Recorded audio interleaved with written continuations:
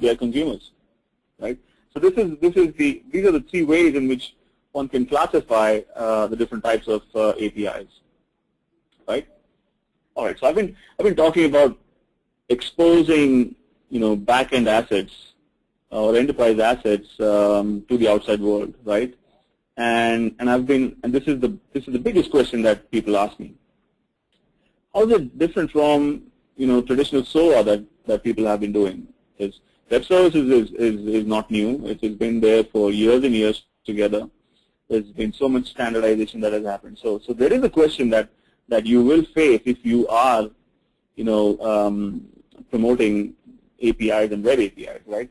But it is different, right? And the beauty lies in understanding where you want to go, who your consumers are.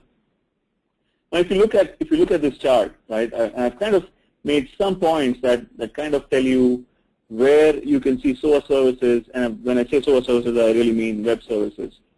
If you look at it, the SOA services are traditionally been for internal consumption, right? Probably some partners, but it is mostly for internal consumption, right?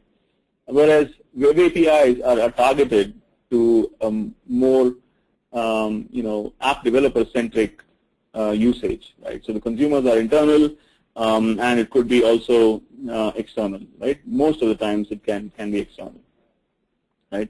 Web APIs embrace the open community, right? Social where social business is critical, right? That's something that you don't really see when you look at SOA web services or SOA services, right? The promote of reuse within the company becomes important when you look at SOA web services, right? Technically, SOA services are based on the SOAP protocol, right? And of course, it's really not necessary. You can have service-oriented architecture without HTTP. You could have many other ways in which you could do that, but mostly you will find SOAP and protocol-independent headers being used for web services, whereas web APIs are more RESTful, right? They leverage the HTTP scaling that you get with HTTP and things like that, right? Ease of use ease of use and simplicity and readability are important for web APIs, right? Ease of use. I just gave you an example. A tech geek who wants to develop an app all on his own without having IT managers and lead architects, give directions, he probably wants to quickly write an app. It's going to be his own app, right? For that, he really doesn't want to spend read piles and piles of documentation, look up XSDs and things like that, right? Whereas in terms of SOA web services, it is more to achieve interoperability based on very well structured visuals. These visuals can then contain XSDs, import XSDs, and things like that. Web services are more coarse-grained, whereas web APIs can be fine-grained. The amount of data that you want apps to look at is really not in the MBs, right?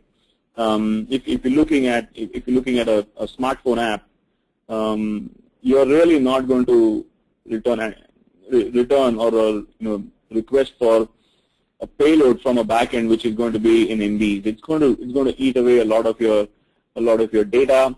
So preferably smaller amounts of data is what you're looking at when you're looking at web APIs.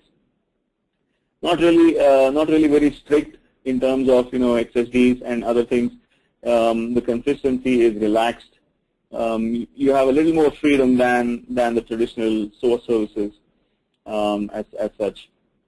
So these are some of the important points that one can talk about when you look at what's the difference between web services and web APIs. Okay, and it's important. It's really important if you're going to be an API developer or an API management promoter. It's important to know these things.